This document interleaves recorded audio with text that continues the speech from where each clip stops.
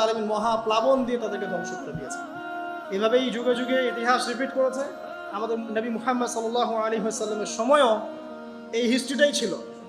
আবু জাহেল, আবু লাহাব, উতবা, শাইবা যারা ছিল তারা মূলত সমাজটাকে দ্বিখণ্ডিত করে ফেলেছিল, খণ্ডে খণ্ডে ভাগ করে ফেলেছে।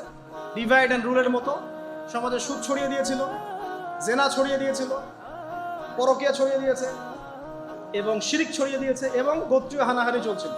এরকম একটা অবস্থায় নবী সাল্লাল্লাহু আলাইহি ওয়াসাল্লাম ওই সমাজের মধ্যে আসেন নবী হিসেবে। এসে মাত্র 23 বছর সময় নিয়েছেন। কত বছর?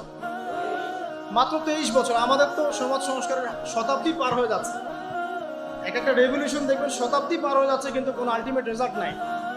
নবী সাল্লাল্লাহু আলাইহি ওয়াসাল্লাম 23 বছর সময় নিয়েছেন, মাত্র 23 বছর। এই 23 বছরে কোরআন এবং হাদিস এই দুটোকে হাতে নিয়ে নবী সাল্লাল্লাহু আলাইহি ওয়াসাল্লাম সমাজের প্রত্যেকটা জাহিলিয়াত উপর থেকে সরিয়ে দেন নাই, শেকড় থেকে উপড়ে ফেলেছে।